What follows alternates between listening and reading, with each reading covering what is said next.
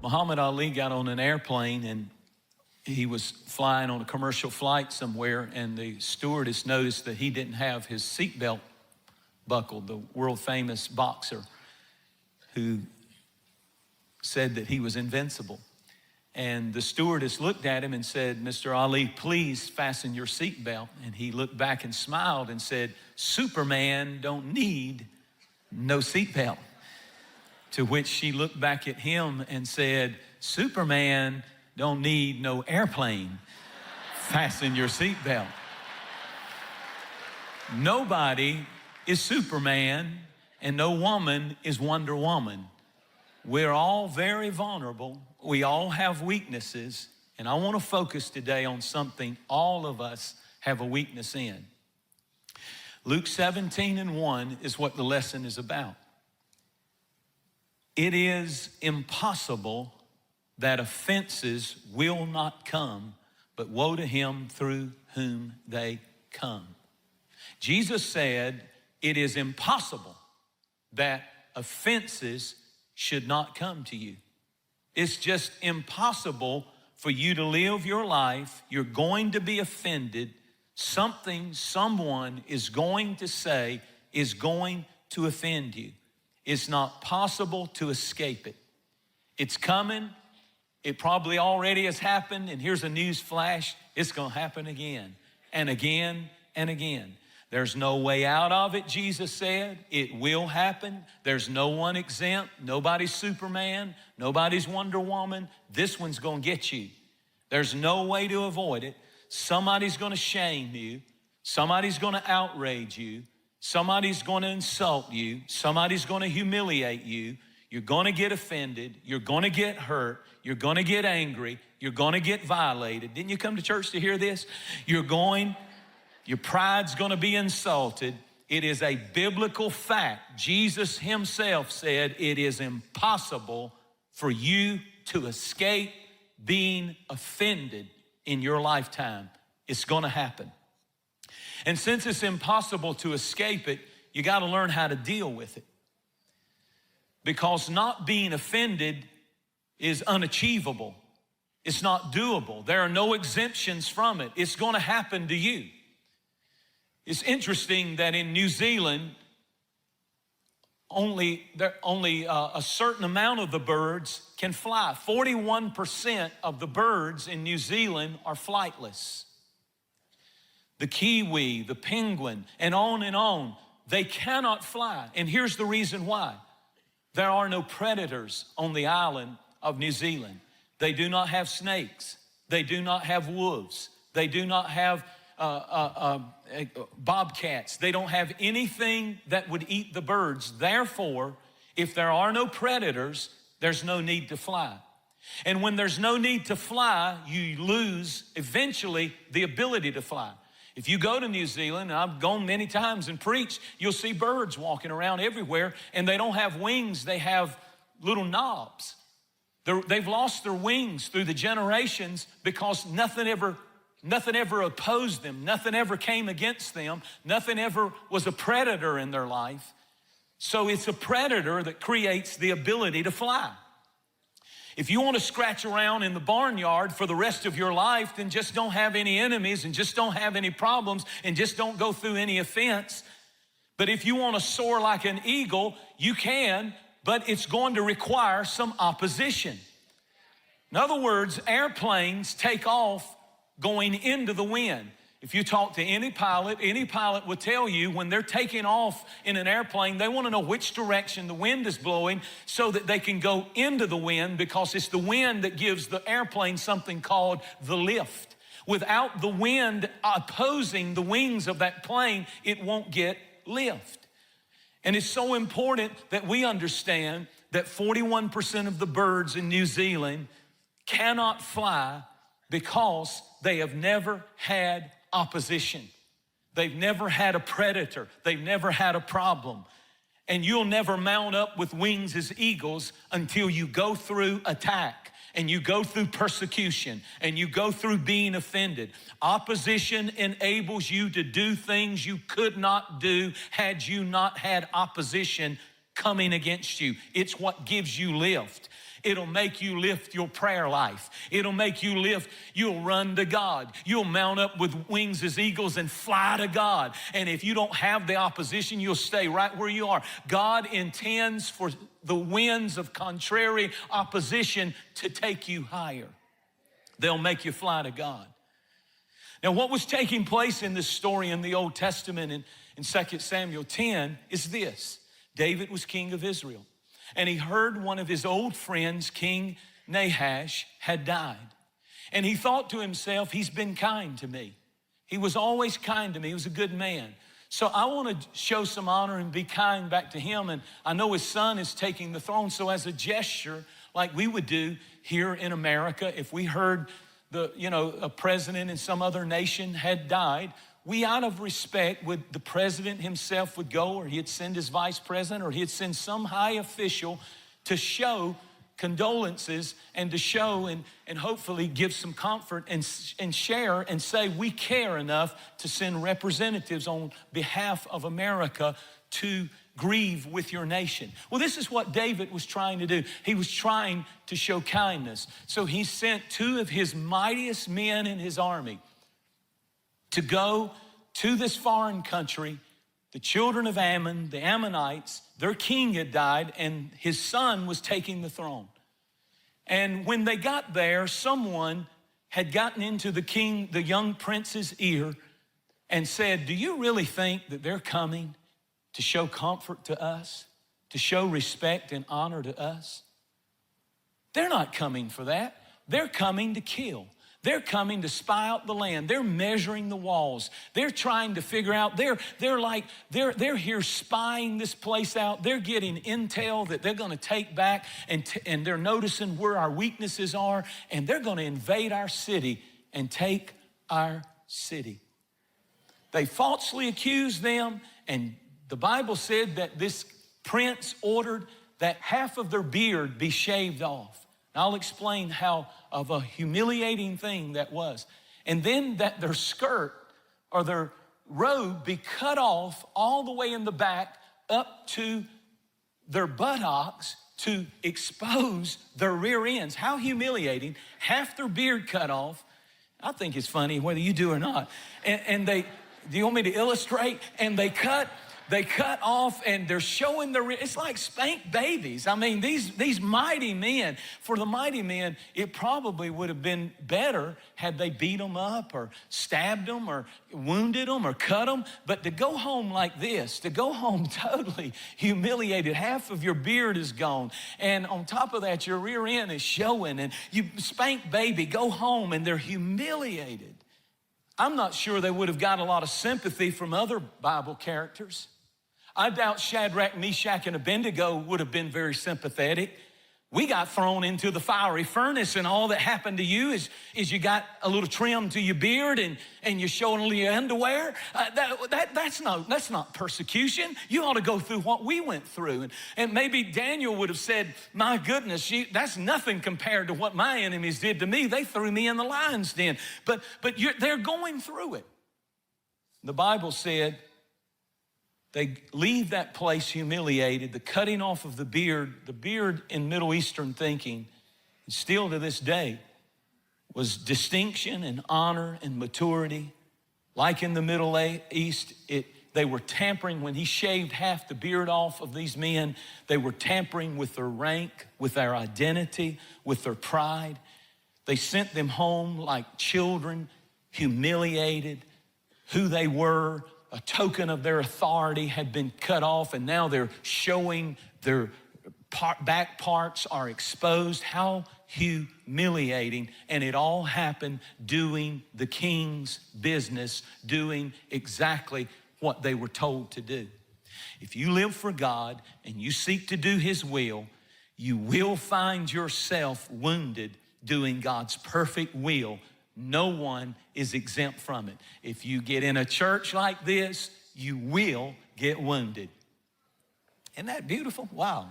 Sing in the choir, you will get wounded. Usher, you will get wounded. Park cars, somebody's gonna flip you a bird. You will get wounded. It's doing the will of God. Somebody's gonna roll their eyes. Somebody's gonna talk about you. Welcome to life.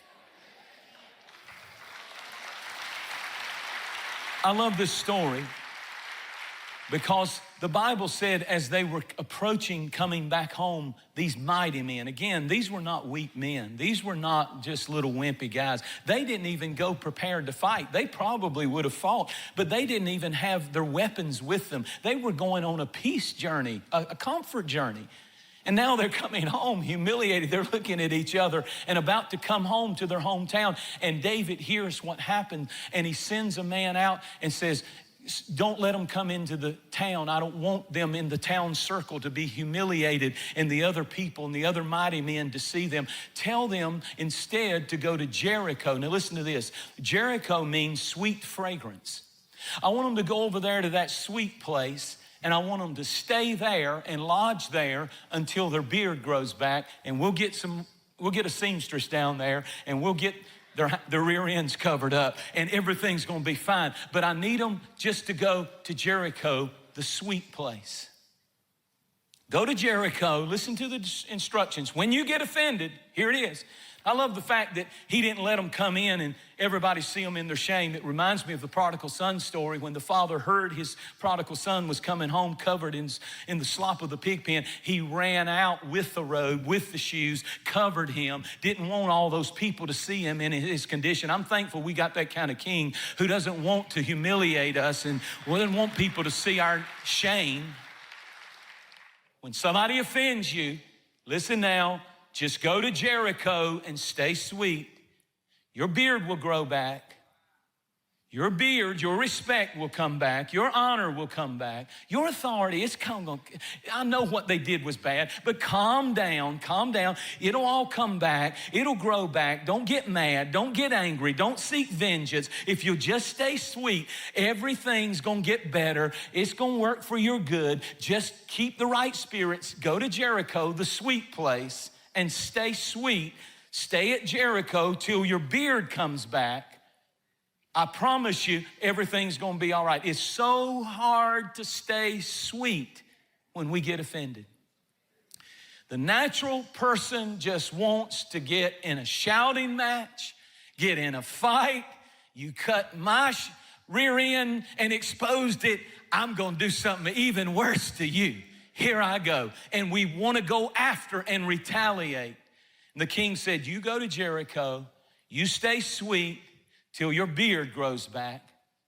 I think of Romans 14 right here. Dearly beloved, avenge not yourselves, neither give place to wrath, for vengeance is mine.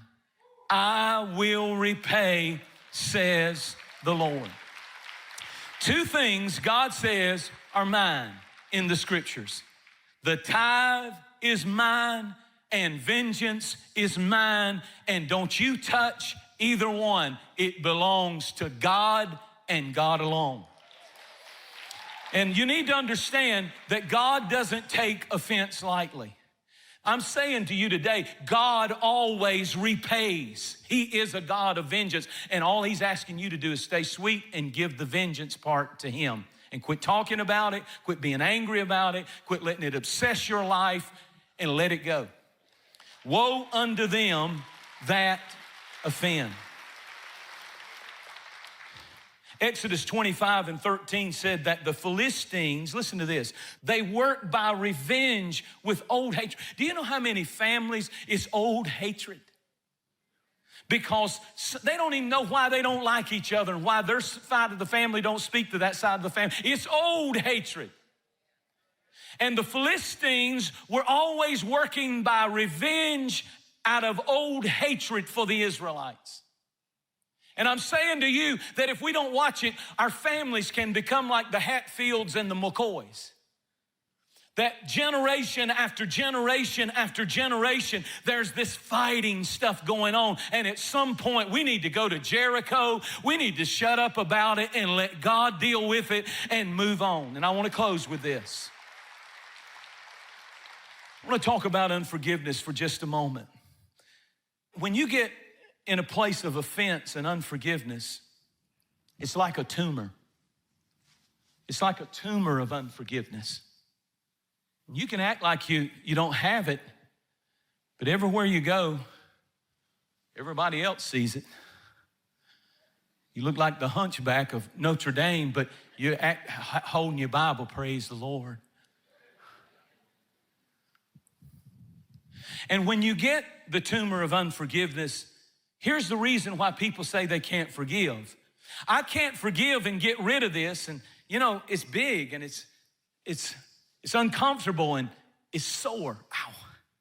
And sometimes when people touch that part of your life, you overreact because it's so sensitive, and your children touched it and it wasn't what they did, that's been there and it's gotten infected, and every time somebody does something, you're fighting with your husband, but it's not about that argument, it's about that. They touched that. You're fighting with your children, but they touched that. And the reason that people say they can't get rid of the tumor of unforgiveness and offense, they say, number one, I can't forgive them because what they did to me is too big. Well, it looks like that's why you'd want to get rid of it. The bigger it is, the bigger the thing you carry in your soul. This is what you've got going on if you could see yourself spiritually. And the bigger the offense, the more you need to get rid of it. Well, time will heal it. I'll just ignore it and it'll go away. You'll carry that the rest of your life. It ain't gonna go away. You're not just gonna wake up and it's gonna fall off in the shower. It's gonna be there. Well, I'll forgive when they ask me and say that they're sorry and tell me they're sorry. Then I'll forgive. Well, notice that they're at Six Flags and you're going around like this. And you're waiting on them to come ask you before you get rid of this that's in you. Last one. I'll forgive, and I would forgive, but I know what'll happen. They'll just do it again. Well, that's a huge incentive to forgive. If they're gonna do it again, that just means you're gonna have another one over here. So why don't you go on and get rid of this one, and if they do it again, you'll get it again, but get rid of that one. You sure don't want 4 or 5 or 6 of these and somebody else, you got them in your knees and everywhere else. You need to go to Jericho. I conclude with this. 1993. Delta Force, United States Army in East Africa, a place called Somalia. It was the biggest gunfight since Vietnam. They were going in to nab a drug lord. And suddenly the Black Hawk helicopter that they were going in on was shot with a ground-to-air missile.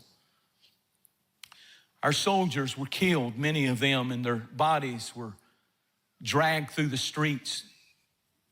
The opposing army screaming and celebrating.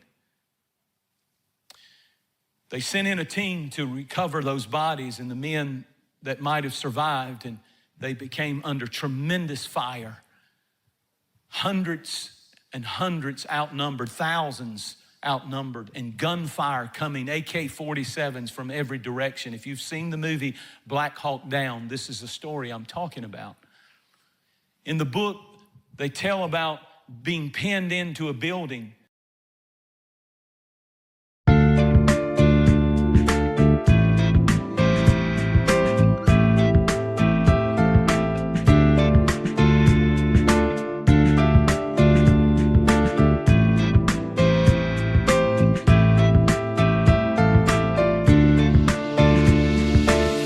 You have changed my life with your words and motivation.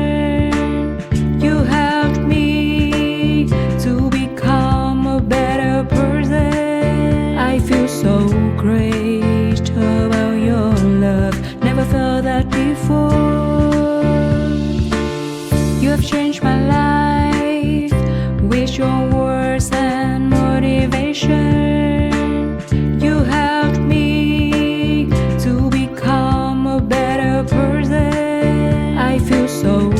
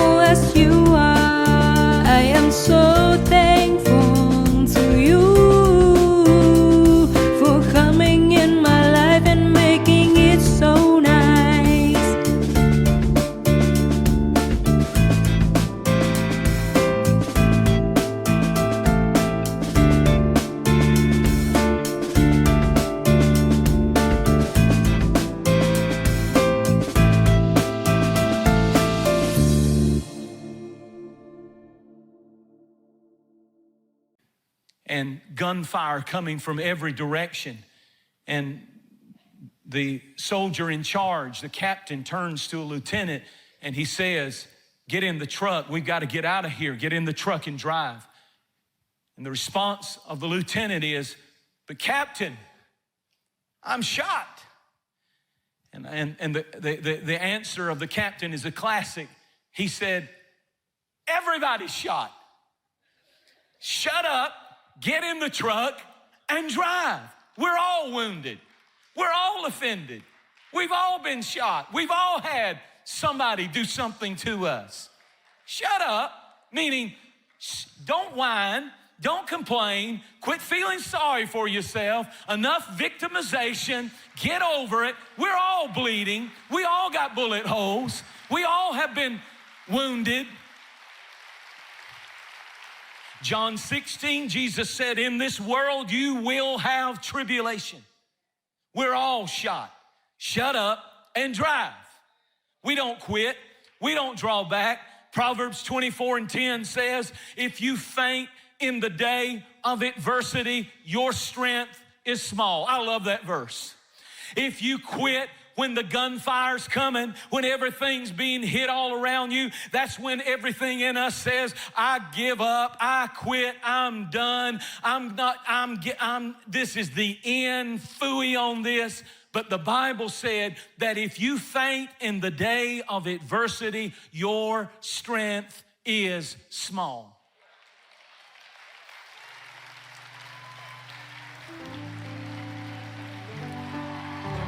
Stay sweet. Go to Jericho. If you don't know where to go, I'll tell you where to drive that truck to. Go to Jericho. Stay sweet. Stay kind. People rip you off. People steal from you. People do you wrong. Don't get bitter. Don't get angry. Don't get hate-filled. Go to Jericho. Watch God if you'll stay sweet. Watch God. Watch Him defend you. Watch Him bring revenge, vengeance like you cannot imagine. When you do the right thing, the struggle is real, but so is the blessing. I want you to give God a great praise right now. In your tribulation, gunfire going off, stand up on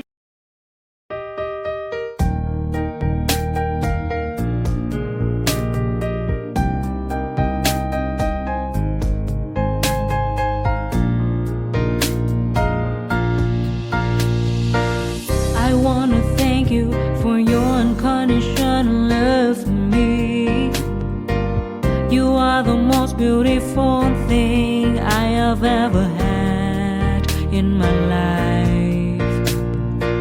You are the reason, that's why I am living in this world.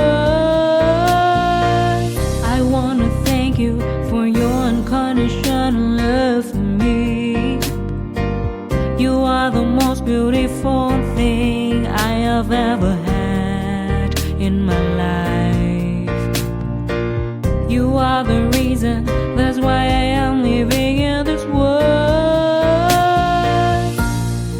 I admire the way you are always there for me. I admire the ways you always take care of me. I admire the way you give your all just to see a loving smile on my face. I admire the way you love me.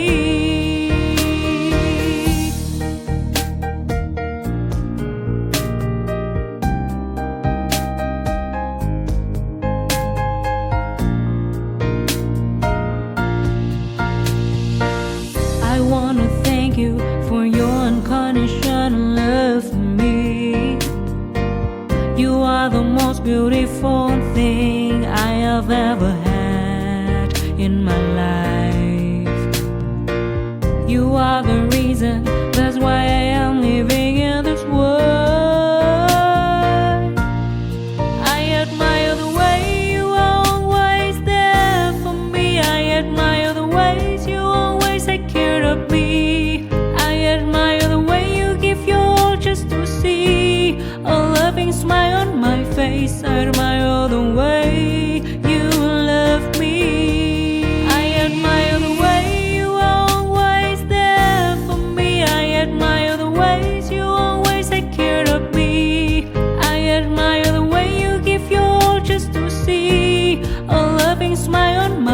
beside my other way you love me.